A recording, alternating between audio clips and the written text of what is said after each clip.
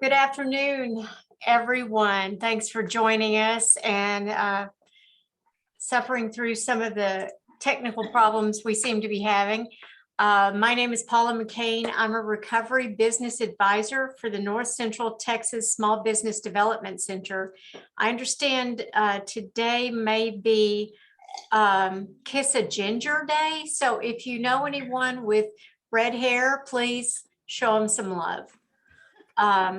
SBDC is a leading provider of assistance for small businesses, and we are grant funded. And because of that, we can offer our services and all of our resources to you at no cost. Today's webinar is Coaching and Mentoring a Team Member, presented by Lorna Kibbey. Lorna is an ASBDC conference speaker. She has 10 years of experience working with the SBDC Florida Gulf Coast University. And she is a leading expert in team building and management assistance. Lorna, thank you so much. And I appreciate you helping us work through this technical problem, but we'll get this done. Everyone, if you have questions, please put them in the chat and Lorna will get to them during the presentation. Thanks, Lorna. Hi, everybody. Oh man, technology is so great, but sometimes, but Paula handled it with a lot of grace there. Yeah, we had a few problems, but we're okay. So we got this. All right, so I'm showing my screen right now, and I've got the same cover sheet practically that Paula just showed us.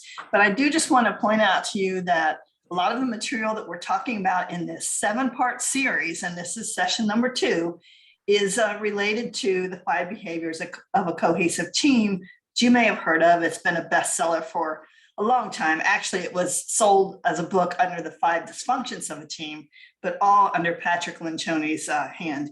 I'm licensed and accredited to do this program and to use this information. So I just want you to know, when you see references to that, I haven't stolen anything, no copyright violations here. Everything that I'm using is completely legal. So when you see those things, I just want you to know that. Let me start by telling you that there's a handout for the session, and there's 2 ways you can get it. Maybe Paula can type this into the chat for us, this code, but you can also just use your QR reader. If you've never done this, all you do is pick up your phone and turn on your camera, point your camera at the screen at the QR code, and then just click right on the picture on your camera, and it'll take you right to the place where you get the handout. So you could do it either way. That QR code is going to come up on a few slides just to help you in case you miss it along the way. Just point your camera at the QR code and just press on it on your camera, just click on it. That'll take you right to the site where you can have a handout. And a handout is nice because, some of us like to take our own notes. One thing I always think about when I'm doing webinars and training of any kind is that I think what's really important is not what I have to say, but what you take away, right? So this gives you a place to maybe write down your thoughts and keep kind of track of what action steps you think you can take as a result of what you hear today. Because it's not just what happens in this session, it's what you do with the information afterwards. So that handout is there for you if you are someone who enjoys having a little takeaway. Here you go. That's how you get in the handout. So grab it.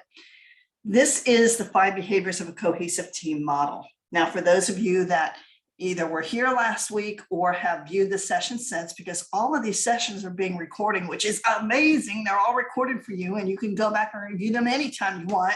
I mean, North Central Texas is taking care of you right here. So you can go back and review that first session.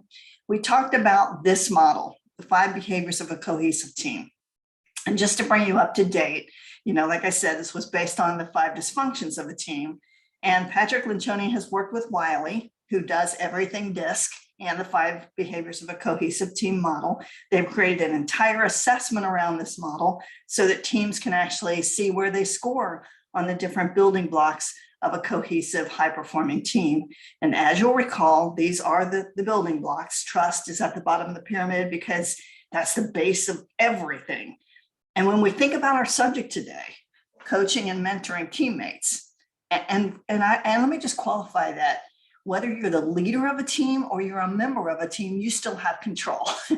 Sometimes what I hear is, well, I'm not the team leader, so there's not a lot I can do. Wrong. A high performing cohesive team means that you could go to a team meeting and you may not even realize who the leader of the team is, because everybody is so engaged and participating in such a way that it just flows. It's like you don't need a leader because the team works together so well.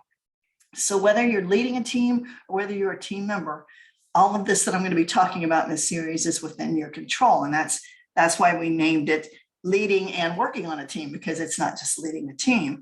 So we started with trust, as I said. And when we're talking about coaching and mentoring, trust is one of the hardest things. And being able to coach and mentor somebody doesn't come until you have trust, right? But I'm going to show you some techniques today that can both help you to promote trust and at the same time teach you how to coach and mentor your teammates so that you can have productive conflict, which means healthy debate about issues without feeling threatened, like you shouldn't say anything. And we're going to talk how that relates to commitment. Coaching and mentoring relates to commitment, because when we get to the point of commitment, we're all agreeing to go in the same direction. And then accountability. And that's a big part of where this coaching and mentoring comes in handy, is accountability, because pure accountability is a key part of a cohesive team. It's when there's such trust on a team that I can come to you and say, I know I was supposed to have this for you last week. I know you still don't have it. I'm really sorry about that. Here's what's holding me back. I don't know how to do this. What should I do next? Give me some help. Instead of just, building resentment on the team and being afraid to say anything. And we'll talk about those so that we can ultimately get to results. So that's just a quick summary of what the 5 behaviors model is, just in case you missed last week. But like I said, don't forget, you can go back and listen to the recording. If you did, it's there for you. So let's start with the definition of a team. And we talked about this last week, but I always have to start with definitions because look at what the definition of a team is. 2 or more people. Ding, right there, 2 or more people who come together for a common purpose and who are mutually accountable for results. See, this is why coaching and mentoring is so important, because coaching and mentoring happens many times outside of team meetings. Coaching and mentoring can happen anytime there are 2 or more people who come together for a common purpose, who are mutually accountable. So if we understand the tools, coaching and mentoring, and we can use those to help each other, help our teammates, and to be that team leader, this gives us a great advantage. So let me talk to you just about a few things to consider here, because you may not be aware. A few things to consider. 70% of learning, and this is according to the Association of Training and Development, comes from on-the-job experience. How about that? 70% of learning comes from on-the-job experience. That's probably not a big surprise to you, I would imagine. 20% comes from developmental relationships. Whoa, what? This is like, developmental relationships. So a big part of our learning is coming from on-the-job experience, but the people that we're around and how we handle those relationships is a huge part of how we become successful in our jobs. These 2 methods account for 90% of learning and are called informal learning. There's no pattern or plan for this type of learning. Now, let me just say that this doesn't mean that formal training is important. In fact, it's the opposite. Formal training provides the foundation for all learning. It's just like I said when I started, though. It's not just what you learn here today. This is the formal part of your learning. It's what you do next. And that's the informal part. And you can see that a big part of applying what you learn comes not from the time that we're sitting here together, but from what happens after we're done. Coaching and mentoring are excellent methods of providing informal training to your team members. I mean, when you think about it, what else is there, right? And that's why we're going to talk today about coaching and mentoring and how important that is and how to use them. So coaching and mentoring, let's get to what those are. Let's define them. Let's talk about how to do them and how to apply this to make your team a really great cohesive team. So let's start with coaching. Coaching, is this what a coach is? Actually, it is. And as we begin to talk about coaching, let me just say that there's two questions that I really want you to think about as I'm going through the material on coaching, these things in the back of your mind, because here's the point of all this. Question number one is, how can I use coaching to improve the performance of my team members or my teammates? How can I use coaching? This is what you want to think about as I'm going through the material. How can I use coaching to improve the performance of my team members? Question number two, how can I use this information to help team members coach each other? See, this is where peer accountability comes in really big, because it's not just up to a team leader to do all of this. It's up to us to do this for each other. All right, so those are your two big questions. How can I use this to improve the performance of my team members? And how can I use this to help team members coach each other? So the reason I show a picture of a coach here, because this is really a very interesting concept. You see, back in the day, many years ago, this was a coach, and it was called a coach because it was built in a place called Coach Hungary. They were famous for building the world's finest horse-drawn vehicles. They had spring suspension, which was designed to comfortably carry royalty over the bumpy road that led Budapest and Vienna. It connected those two roads. The carriages were named after Coach Hungary, the township where they were designed, and they became known then as coaches. And this was actually during the 15th century that this happened. So why am I pointing this out to you? Why is this trivia interesting to you? You know why? Because the definition of coach really hasn't changed since the 15th century. When you think about it, it's the same thing. A coach is something or someone who carries a valued person from where they are to where they want to be. You can see how that applied to coaches back in the 15th century when they were building them, and it applies now.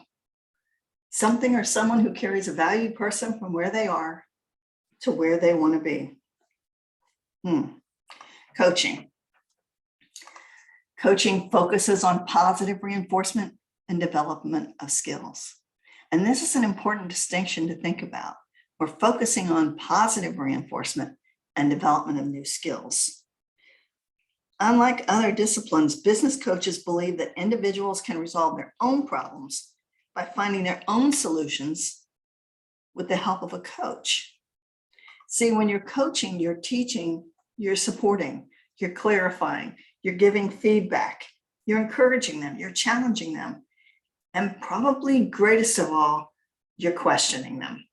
Questioning in ways that are going to help them to find their own solutions. So when coaching, realize that it's a conversation focused on helping others move forward. That's what coaching is about, a conversation focused on helping others move forward. It is not about giving advice. That's not what a coach should be doing, is giving you advice. That's called mentoring, which we'll be talking about today. It is tied to something the person wants to accomplish, the goals they want to achieve. It's not about therapeutic outcomes, which is counseling.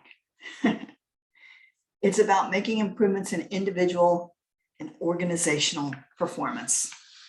That's what coaching is about, bottom line. And that's what we have to remember about coaching. It's about making improvements in individual and organizational performance. So when you're coaching, you're going to learn to question instead of tell. Questioning is a huge part of what you should be doing in coaching, because what happens here is people are going to come to their own solutions. They're going to come up with their own answers. And that's how coaching works best. So you have to plan those questions in advance. You have to think before you meet with somebody, what questions am I going to ask? For example, someone on your team has something that they were supposed to complete and it's not done. And you're not going to go in and start saying, hey, why isn't this done? Coaching means you're going to use questions. So in that situation, I might start with, Did you remember that this report was due yesterday? Can you tell me why it's not finished? Are you having troubles with it? What is it that's tripping you up? What can I do to help you? Where can I send you to get more information so that you can do this? And I'm just doing this off the top of my head. So, what we're doing is we're planning those questions in advance so that we can coach people through a solution and get a positive result. As you can see here, the real formula for coaching, and this is hard. This is really hard. If you've ever tried to coach somebody, and I have, man, this is hard. To listen 80% of the time and talk only 20% of the time. It's tough. You find yourself wanting to give advice, you find yourself wanting to jump in there. But instead, we need to spend most of our time listening. Another real thing to think about when you're coaching it, and I find people that don't get this right all the time, is just remembering to start where that person is instead of where you think they should be. Many times we want to go with where we think, they should be. They should be at this level. They should know this. But that's not always the case. So we really have to think in advance about where are they really, and check with them frequently to make sure that they're understanding, check your understanding frequently. So here's a couple of facts. Effective coaches take time to ask questions that allow the coachee, the person being coached, I totally made that word up, to come up with options that will lead to action and new behavior. Let's just review that again. Effective coaches take time to ask questions that allow the coachee to come up with options that will lead to action and new behavior. Only when options come from the person being coached will you get real commitment to change. And you'll remember we talked about that last week. We talked about how to get commitment from a team. We talked about there has to be an opportunity to weigh in if you expect me to buy in. And coaching is much like that. Give me an opportunity to weigh in. Only when it comes from me are you going to get that real commitment that you need for there to be change. The loudest statement a coach can make, and again, this is really hard, is to ask a question and then just shut up. Then just remain silent. It's really hard. Now, some of you may have heard of strength-based coaching. And I feel like we should talk about this for a minute because I really believe in strength-based coaching. When it comes to developing people, there's more to gain by building on existing strengths than on trying to make good on their weaknesses. That is so true. Let's look at a few myths and let's see if we can bust some of these myths. If you try hard enough, you can do anything well. That is a myth. That is not true. I know we want to tell our kids that, but come on, folks, we know there are some things we just can't do well, no matter how hard we try. How many thousands of people want to be pro ball players, and no matter how hard they try, they just don't have that skill set. They just don't have those talents. So you can try harder and maybe you can get better at it. Sure, you can get better at it. Maybe you can even get good, but it's not just from trying hard enough. It's developing a whole set of skills that go with that. Fixing weaknesses is the best way to improve performance. Well, see, there's a little problem with that. And, as a manager, if you've ever led a team, if you've been a manager of a team or of staff of any kind, then you know that that's one of the things that really is time consuming for us. We're trying to fix people weaknesses because we got to bring them up to good performance. And you know how much time it takes when you have somebody who's missing a particular skill and they're not able to do what you need. It takes a lot of time. So what we do sometimes is we spend a lot of time trying to help them fix those weaknesses. And it turns out that those weaknesses exist because it's just not a natural strength. And sometimes people will try really hard to fix those weaknesses. But what we see happen in this case is that many times as they begin to improve in their area of weakness, they stop focusing on areas in which they're really strong. And pretty soon, if we really stay at it and invest that time, we get a really good, mediocre employee because their strength sets are wasting away while we try to fix these things that they're probably never going to be good at. Have you ever seen that happen? Yeah, I sure have. We should have everyone do it just like the best people do it. Well, that's a nice thought, if only that were possible. But we know that no two people can do something the same way. And we write procedures and we write policy manuals and we try really hard to have everybody do it the same. But you know that even when you have the best procedure manual in the world, people still do it differently. So it just doesn't work. And the reason is because we do have different skill sets. We do have different strengths. And finally, another myth. Being strength-based means I get to ignore what I'm bad at doing. Yeah, if only. That's not how it works either, right? You don't get to ignore what you're bad at. But hopefully what you can do is do so well with your strengths that your weaknesses become kind of irrelevant. If you can find that sweet spot, if you can find that job that you're in, or you can find a team that you work on where somebody else has the strengths that you lack, you can really have a pretty magic team. You know what I mean? And we see that on teams all the time where, you know, one person is not good at this, but somebody else is so good at it that it becomes irrelevant for the person who's not good at it. Because as a team, we all pull together to use our strengths to have a really amazing experience. Natural strengths versus learned strengths. See, our natural strengths feel really authentic. They make us feel energetic. There's great satisfaction when we're done. Our learned strengths, yeah, we can learn, but they always feel a little bit forced. You know what I'm saying? You know, and when you're finished with the task, when it's not your natural strength, you feel kind of drained, demotivated. And instead of feeling all energized when you're done, you kind of feel relief, relieved it's done. I mean, really, this is back to neuroscience, because neuroscience tells us that brain cells learn from success rather than failure. I tell this story sometimes, and I'll be brave enough to tell it again and use myself as an example of this. I love to write programs like this, and I love to deliver them. And I tell you, I can work day in, day out, without a break, without a shower, without food. Yeah, I still have to have my coffee, but you know, hey. And I'm so energized when I'm done. I'm so excited about what I've created and about how it's going to go. And then it comes time for me to do an invoice. And oh my gosh, you would think the world had ended. Something that should take me 20 minutes takes me like 2 hours. And when I'm done, I think I'm going to die. I'm so exhausted. I have to have a break and a lot more than coffee. And that's the difference really in your natural strengths and your learned strengths. With your natural strengths, when you're doing those activities, you're energized, you're excited. When you're doing your learned strengths, which you can learn, you can do it, but it's never going to have that joy in it for you that your natural strengths give you. I wonder if some of you have experienced that. And, you know, as you're thinking about this, I'd love to hear from you if you've experienced that, because I think most of us have, and we just really don't think about it too much. But here's what we do know. We know that people who use their strengths every day are more likely to be engaged on the job and to be happier with their lives in general. That's a fact.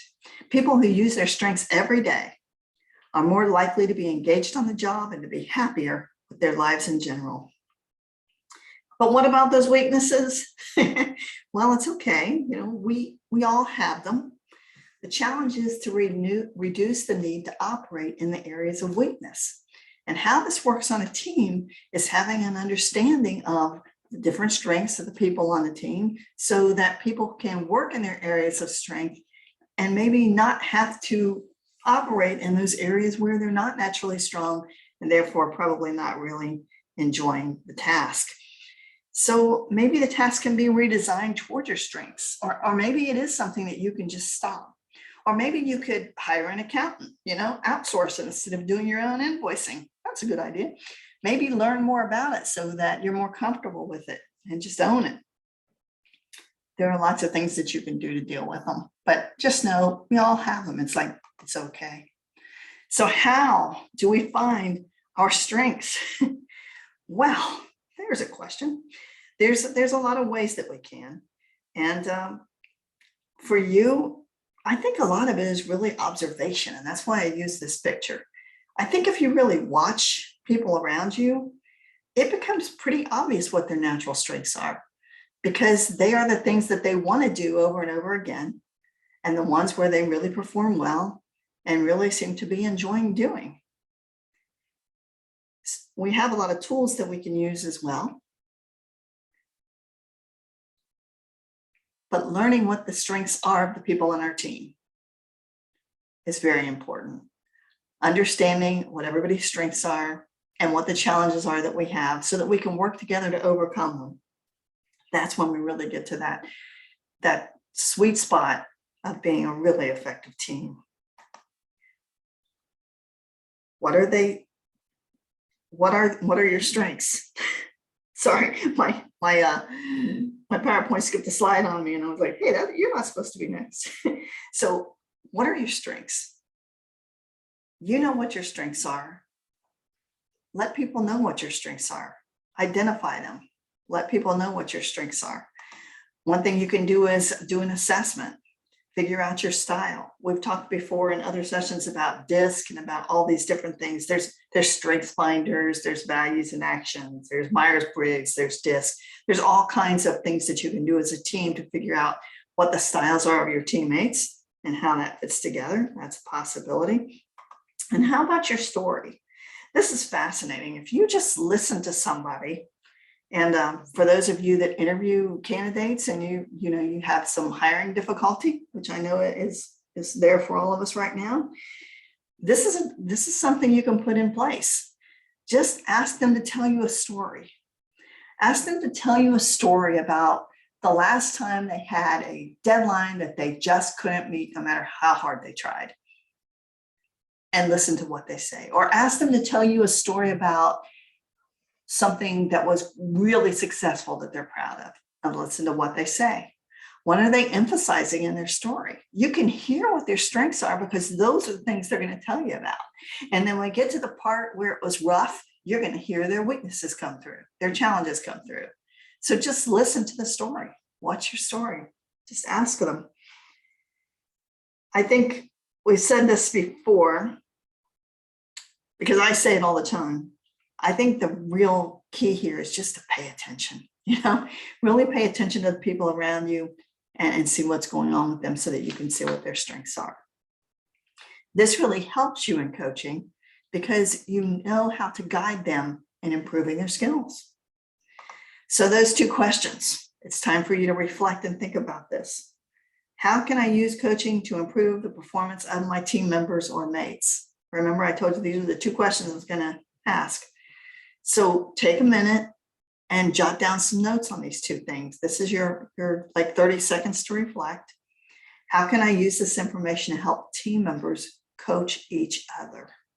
I'm going to pause for just a few seconds. How can I use coaching to improve the performance of my team members? How can I use this information to help team members coach each other?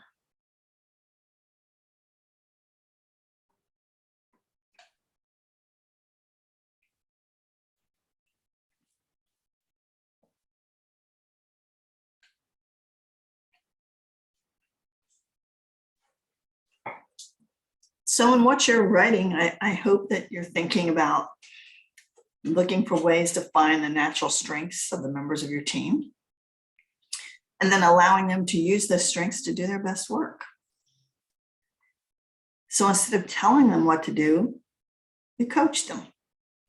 You teach them to be independent problem solvers by asking the right questions, the questions that are needed to figure out the solutions for themselves. How can you use this information to help team members coach each other? How about we teach them how to coach? Give them permission to coach each other. Make it common practice for team members to coach one another, to use a coaching methodology where we listen 80% of the time and question 20% of the time. Teach them how to ask those questions effectively. Teach them about constructive feedback. This is really about helping your employees to understand peer accountability, keeping each other accountable for the results that you've agreed on, that you want to achieve, the results that you desire. So let's talk for just a minute about this whole constructive feedback thing. In case you haven't had a course on constructive feedback, although I know that North Central Texas has offered a couple, so you can probably go back and find a deeper dive on this if you'd like. A tool used to create positive change in the workplace. Constructive feedback, a tool used to create positive change in the workplace. If we give feedback constructively, then we're coaching and we're helping people to improve their performance. There's a lot of reasons why we don't speak up. I mean, we see these things going on, and so many times we say nothing. We try to let it go because we feel like it's not our place. That's very destructive to a team. A team is not going to be able to achieve their best results if you feel like you can't speak up. I know there's a lot of reasons you don't want to. It's uncomfortable. You don't want to get on the bad side of people. I mean, it isn't your place to speak up, but yes, it is your place. This is what an effective team does. This is pure accountability. We talk to each other and we learn how to do it in a way that's effective and expected so that it becomes normal for our team. We're going to do this for each other. Coaching with constructive feedback. Ask questions that will encourage the receiver to find solutions. As I said before, this is meant to help the recipient. It's a gift. Don't give feedback because you want to get something off your chest. Give feedback to find solutions.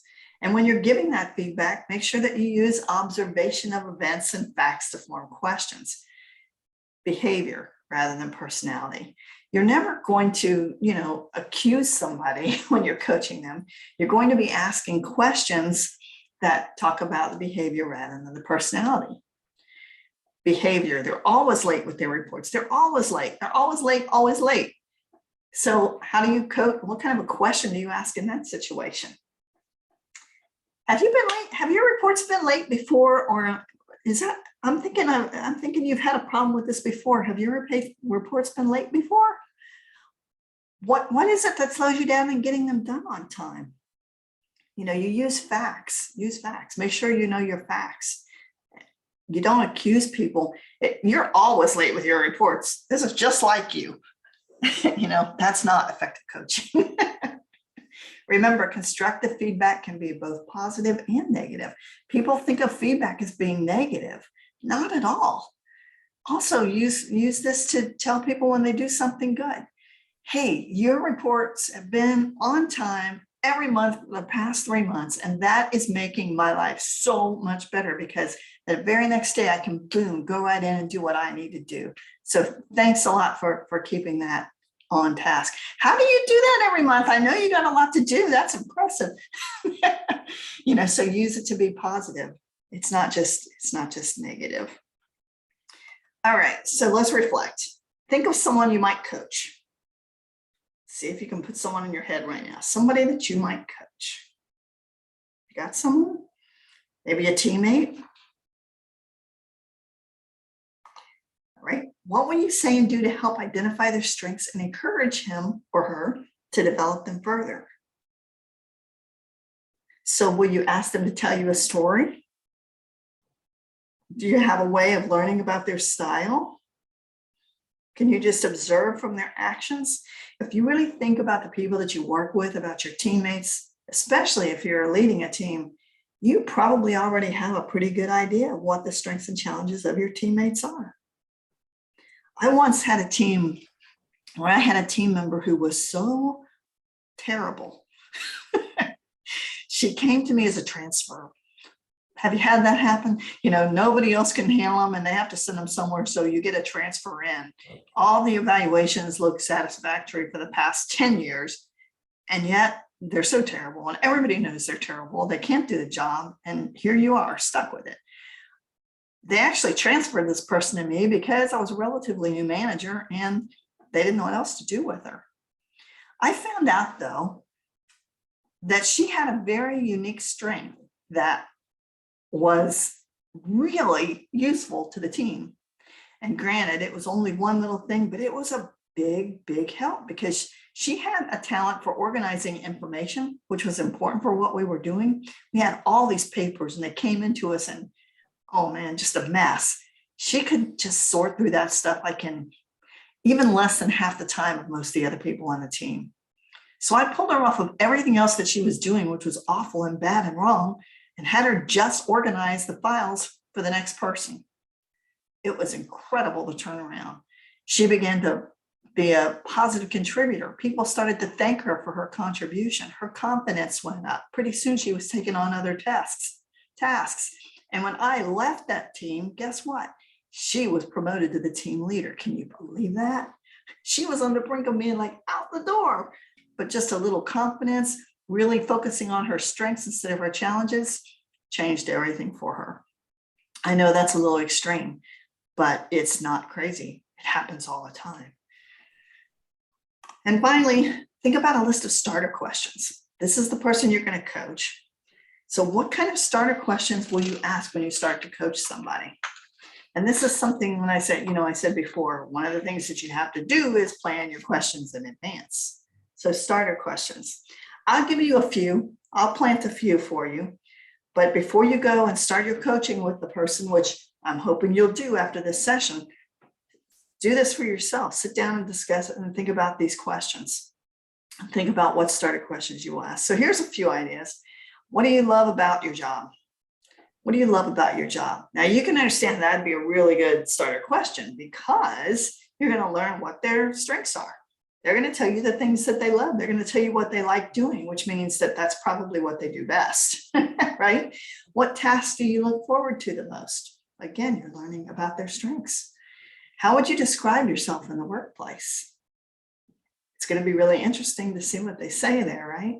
Well, I'm energetic. Well, I'm reserved. I'm a little more shy than normal. What do they have to say? What are you like as a coworker?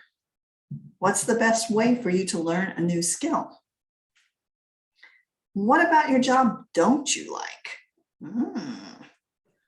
Then you're probably going to hear about some of the things that they're not so good at, right? What do you do that bothers your coworkers? Oh boy, I like that question, right?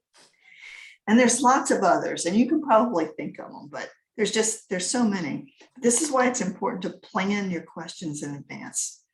Where and when can I lean most heavily on you? What was the best praise or recognition you've ever received? I'm going to learn how you like to be recognized. When should I tread lightly with you? What task associated with the position that you have do you really dread? What do you hate about this job? Ooh.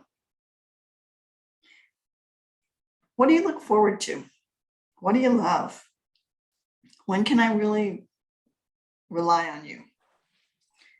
All these kinds of questions are great starter questions for you to get started in coaching your teammates. And you can see that when you're asking these questions and then you're listening, what's going to happen?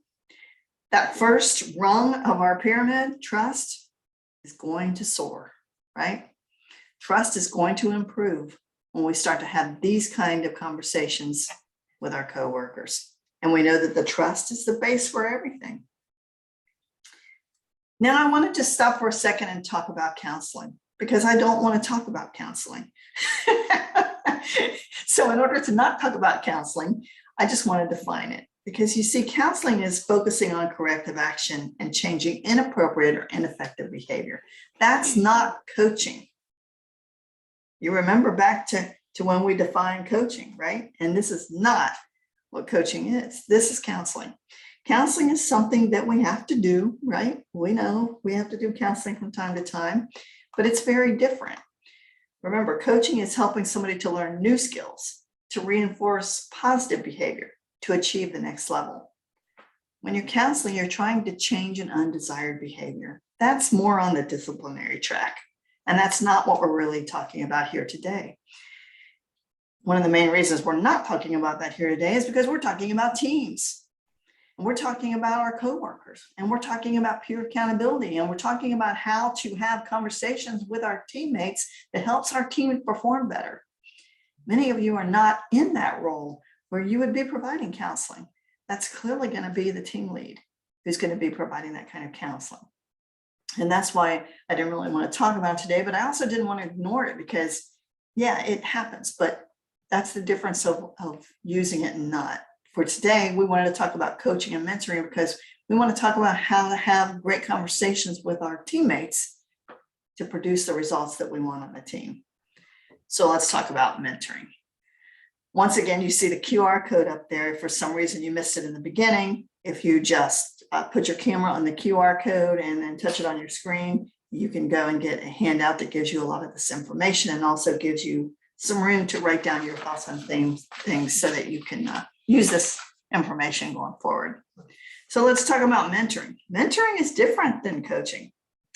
And here's a little chart that shows the comparison. And I think you'll find this really interesting because I do.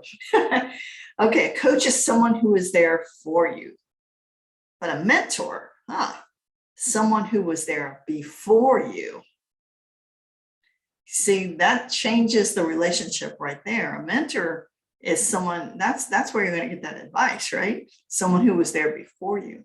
A coach is someone who knows how to ask the right questions. A mentor is someone who can support you based on their experience. A coach is task-oriented. A mentor is relationship-oriented.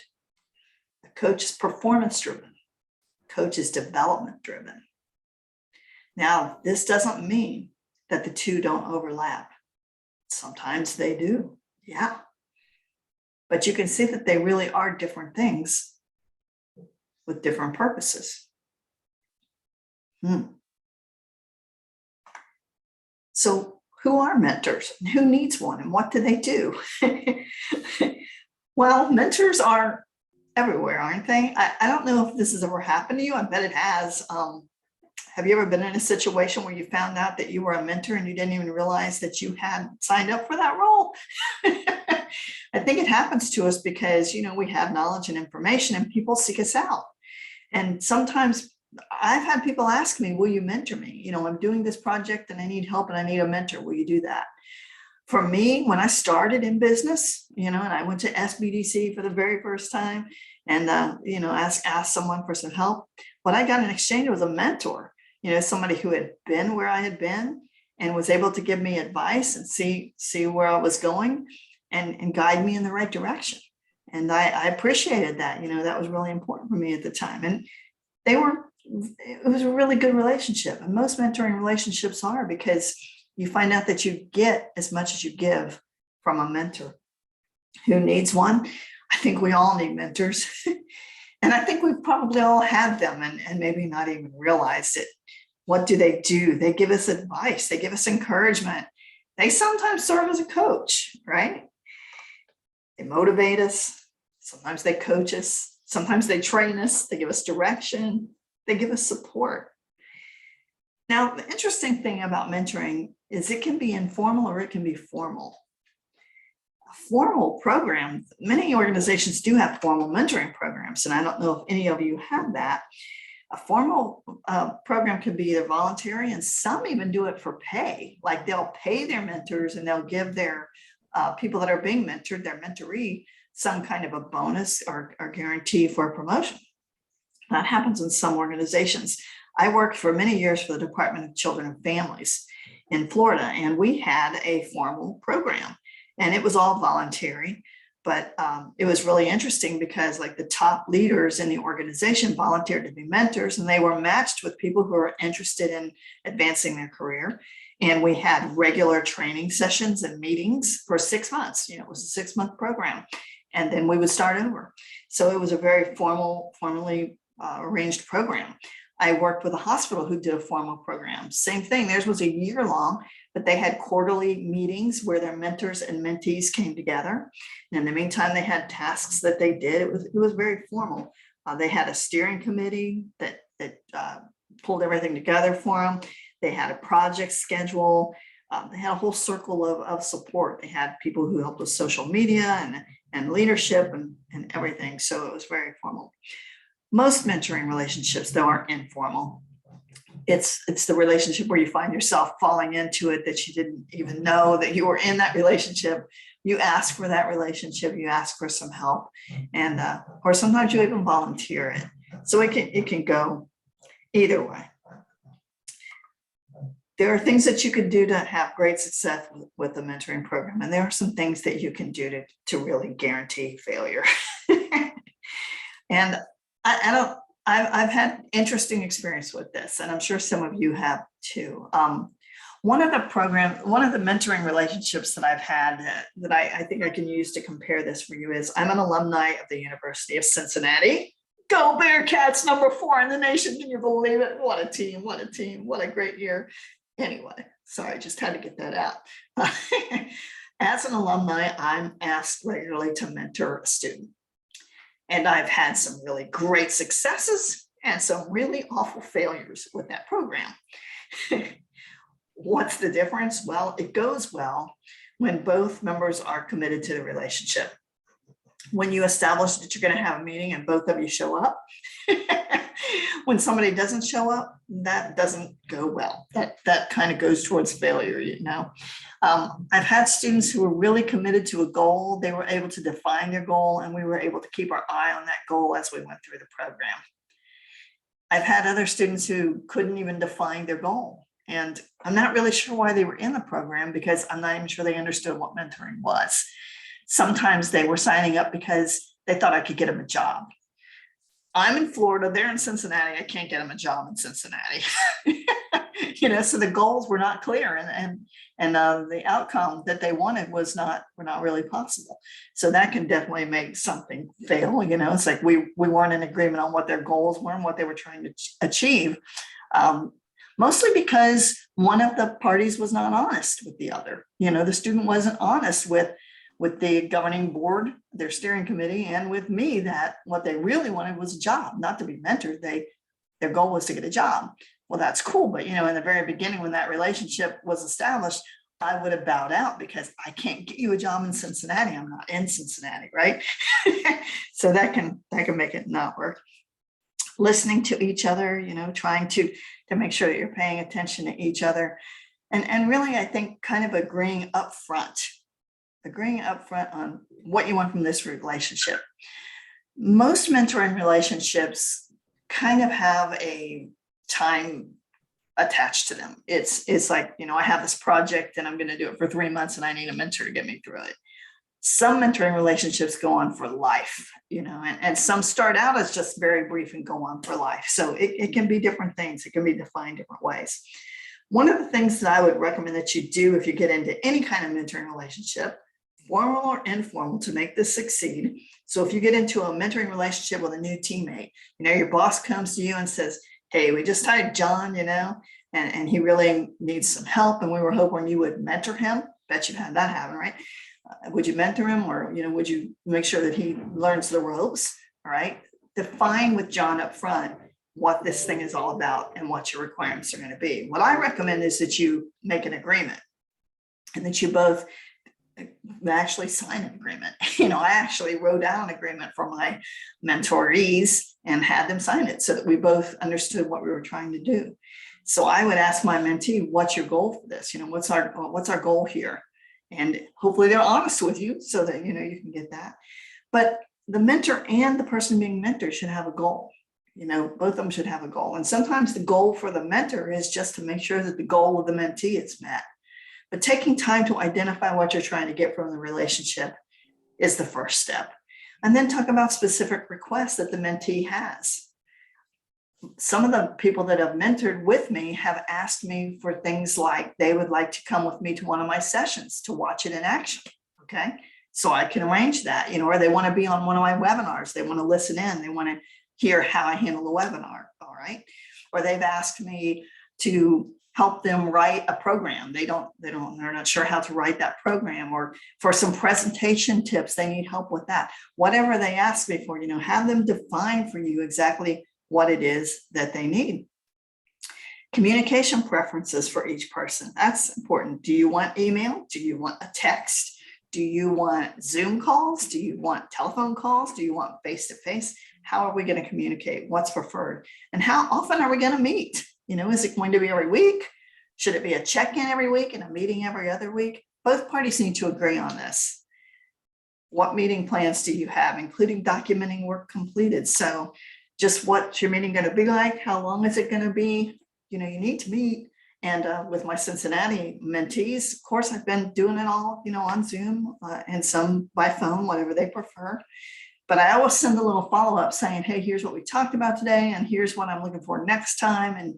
And they'll give me an answer in return so that we can make sure that we're together on what we're doing. And of course, confidentiality. And that's an important part of the mentoring. If you are asked to mentor someone, it needs to be clear in the expectations that this is a relationship between two people that's not to be reported. It's not necessarily something that you have to tell them. How can you really get advice from one or give advice if you can't be straight with them?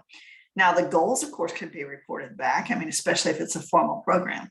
But we need to know that we can talk to each other and we can be frank and honest about what's going on and maybe blocking our progress or not, and defining expectations, and be able to have that just between the two of us. So I would strongly suggest that if you're in any kind of a mentoring relationship, or if you're asked to be in a mentoring relationship, make an agreement. The good news is if you Google this, you can actually find some templates out there in the world. You could get in touch with me too, and I could give you a template or a suggestion for that. But I would recommend some kind of a formal agreement between the two of you to make it a successful relationship. Now, I have had relationships where it was so informal that this was all done verbally, and that was fine. No one was expecting anything. In one case, I had met someone who, I came out of the Department of Children and Families, a government employee for 25 years in leadership, and didn't have any information, any knowledge about how to run a business. And here I am starting a business, a speaking business, where I'm going to be a speaker. And I had been attending some association meetings, and I had met someone there who had been doing that business for a very long time. I took him to lunch and I asked him if he would be my mentor. It was a very informal relationship. But boy, did he teach me what I need to know about having this type of business, So we didn't do a formal agreement like this, but we sure talked about all of these things so that we can make sure we had the best relationship. Went on for years, and we're still in touch. So it can be a really great experience. Strengths-based mentoring. Just like we talked about strengths-based coaching. When it comes to developing people, there's more to gain by building on existing strengths than on trying to make good on their weaknesses. And probably in a mentoring relationship, you have a lot more opportunity to get some honesty from the person that you're mentoring about what they believe their strengths to be and how that might be affecting the success on their team in the job that they're in. And this takes us back to those two questions for you to make some notes on your handout or to jot down some notes, because this is what we have to think about. This is the question. How can I use mentoring to improve the performance of my team members or mates? How can I use this information to help team members mentor each other? All right, so we need to teach people about mentoring. If you're the team leader, it's a great job to find mentors for your teammates. Of course, one of the greatest things we're seeing right now is that we have, our new kids coming in able to mentor some of our other generations on technology because they're experts. And then in exchange, they get complete information in other ways that they hadn't even thought they needed at all. That mentoring relationship is it's good for both parties. Both parties learn. How can I use mentoring to improve the performance of my team members or mates? Offer to mentor one of your teammates. Or ask one of your teammates to be a mentor for you because they've been there, done that. Good questions. So these are your reflective questions that I'm asking you to take back and think about. How can you use this information to really get great results from your team? Now with that, I'm going to stop and pause because I have been talking nonstop, Paula, nonstop. And I'm wondering if there are any questions out there. Let me just pause for a minute, see if there are any questions or anything I can clear up for anyone before I close. Now, I do not have any questions in the chat room, but I do have a question myself. Talking about accountability. Mm-hmm. So I'm thinking of a situation that was not a pleasant situation where somebody maybe wasn't performing at their peak, and talking with their boss, I said, "Are you holding them accountable?" "Yes, I'm holding them accountable." "Okay, so what does that look like?" "I'm holding them accountable." "Okay, but again, what does that accountability look like?" So what I was actually asking is, what are you doing about it? And that I never got anything. But so my question is, there's accountability. Is there responsibility? Boy, that's a good one, Paula. You nailed it, because that's a good one. All right, so here's the thing. Peer accountability, actually Patrick Lencioni himself says that peer accountability is probably the hardest of all of these characteristics of a great team. Mm-hmm. And he says that one of the things that they found is that if the team leader is not willing to hold people accountable, then this peer accountability is probably not going to work. It's going to be really tough, And if you don't have the confidence in your team leader that they are holding people accountable, you can just understand how destructive that is. Mm-hmm. Now, on the other hand, look at it from another point. Most of the time, team leaders are not at liberty to tell you that teammate is a dog and they're on them every single day and they've done disciplinary action and boy, are they going to get it, So they're kind of forced to sit there and say, "Oh yeah, I'm doing it," and you're like, "Yeah, sure you are." Uh-huh. And that's what happens when we don't have peer accountability. Mm-hmm. So you start to build resentment because nothing's being done about this person. If they can get away with it, why am I working so darn hard? Exactly. So that's why we're really working on this whole thing about, how to coach and mentor each other, so that hopefully if we know how to have constructive conversations, if we know how to do this right, it won't all be on the team leader. You see, a really cohesive team doesn't rely on the team leader. We rely on each other. Mm-hmm. The team leader's there, that's cool, but it's like we don't have to feel like we're, in third grade where we're tattling to our team leader, because it's all open. Everybody's together on this. We've all agreed to do this. Mm-hmm. And we can all talk to each other and say, "Here's why it hasn't been done. I need help. I'm over my head. I don't even know what I'm doing. I don't even want to do this," so that you can say, "How can I help you to do this? Because I can't do my piece until you do." Right. Exactly. Unfortunately, I was the HR representative asking that question. Yeah. But anyway. Oh, shoot. You could have led with that, Paula. I should have led with that. Yeah. I was the HR rep, but you mentioned this over and over about the cohesive team, and I just want to give a shout out to my team, because, oh my goodness, it just seems like we're family. Oh man, that's great. And isn't that the best feeling in the world? Yeah, it is. And it took this long to find that family. So there you go. It's the best feeling in the world. It's really not easy. So kudos. It really is. It really is great. It's fantastic. And you were talking about,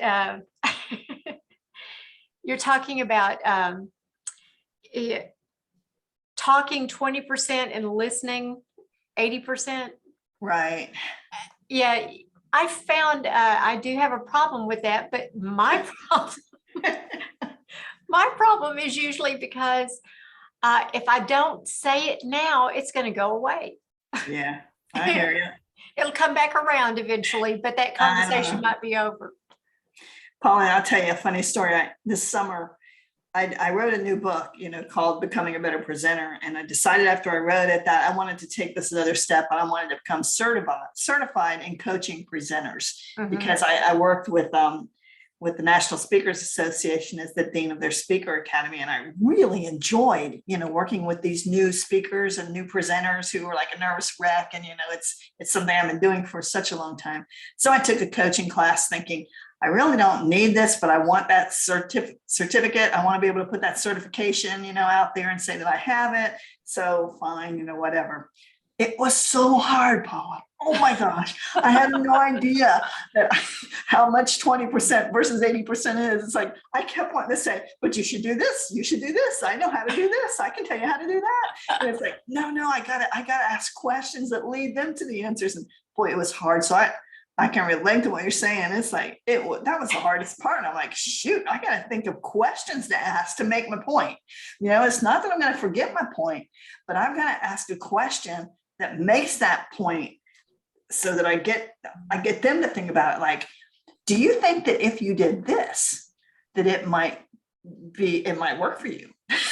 Instead of saying, if you do this, it'll work. No. Do you think if you did this might work? Can you think of another way to do that? Like, what if you did this? So it was really challenging for me to come up with those questions so that I was listening instead of just talking. Because listen to me, I've just talked for the last hour. I can talk, right? But that was really a challenge. So I get what you're saying. Yeah, that's a skill, to be able to actually listen more than talk. That is definitely a skill. Yeah. And forming that question, Paula, so that what you're thinking doesn't go away. You don't want to forget it. You just got to rephrase it into a question so that it's out there and you don't lose it. But it's not like I'm saying, I'm just telling you outright, I got to help you to get there yourself to see how great that idea is. Right. But I got the certificate, Paula. I passed. There you go. You frame it and enjoy it and share it. It was rough. I do not see any other questions or comments. So I'll give it back to you. All right, then. Okay. So finally, my challenge to you, I always ask you to take action on these things. So I've got some choices for you here. And I think I've given you everything that you need to move forward with one of these. First idea is to think of someone that you'd like to coach or mentor and practice what we learned today. So think who that's going to be. Take some time to line up those starter questions. Think in advance about what their strengths and challenges are so that you can work with them on that and get that going. Remember that if you're a mentor, are you still there? Yes. Oh, it just went off my screen. I'm like, you're gone. Oh, sorry. Okay. Oh, there you Now, my back. Okay. I was like, oh no, the call has ended. They left me. I talked too No. long. Anyway, if Technology's you're a great. mentor, think about that agreement, and try to line that up. Teach your team how to coach and mentor, ask them to practice with each other. I think it'd be really cool if you went into a team meeting and said, yeah, this accountability thing is tough, but we can do this. Let's try to let's agree to coach and mentor each other. And let's have some practice sessions today. Let's try it. Let's just coach each other on something and just teach them how to do it so that they're more comfortable with it. Because I think that's the thing, Paula, is you've got to make people feel like it's just what we do. We help each other. It's like you were saying, your team feels like it is that cohesive team. I'm sure that those conversations are natural for you, that you can have them, it's not awkward. And that's something we can do, is try to teach each other how to do that. Talk with your team about ways to be accountable to each other. And of course, Becoming a Better Boss has a lot more help in this. And that's the book that we've been talking about here, 25 Fundamental Management Responsibilities. So you can get that book and it'll have a lot more information in it for you. So I challenge you to commit to at least one of these things and use what you've learned today. Now you've had the formal learning, now make it informal, because you know that 90% of your learning comes from what you do after the session. So go for it. Great. And Sherry just messaged and said, excellent presentation. I'm so glad I tuned in. We'll be passing this program onto my managers. Fantastic. And I put the schedule up because today was coaching and mentoring, but Paula, next week, motivation. Whoa, the secret to a motivated team. I know you're on the edge of your seat right now. So we have several more sessions coming up in this series, and I hope to see you all there. Great, great. Well, let me go ahead and share my screen right here. I just want to thank you, Lorna, as always. It was great. It was wonderful information. I do enjoy listening to you and the information that you share. I just want to remind everyone you're going to get a survey, and please fill out the survey and let us know how we can better serve you and what topics you would like to hear most about. We're always looking for ways to improve our webinar series. And on the screen, you see some of our upcoming webinars. We've got so many, I can only put a few on the slide at once. Next week, we have Anna Hay coming back talking about You Are the Brand. Then Melissa Forziat is Build a Smart Online Marketing Strategy. Lorna's back with that motivation. And on the 24th, that is not Lorna Kibbey, that is Rebecca Schultz doing Preparing for Success, Updating Financial Goals for 2022. And exciting, drum roll, January 25th, we're starting a QuickBooks training session, a whole series of it. So really looking forward to all of that. You can use the QR code up at the top, and you can register for the webinars there. Please visit our website at sbdc.nctc.edu. There you can register for the webinars there as well. You can get contact information. You can schedule an appointment with an advisor. You can take advantage of some of our resources that we have there on our site. One of the newest ones is called Size Up, where you can do some of your own industry related local research there. You can find out, what are the demographics of your area, how many people are actually in the same industry as you in the area. Really powerful, powerful tool. As I mentioned earlier, we are grant funded, and I just wanted to give a shout out to the Small Business Administration, the state of Texas, North Texas SBDC Regional Office, and North Central Texas College, our host. Thank you all for joining us today, and we look forward to seeing you next time. Thanks so much. Thanks, everybody.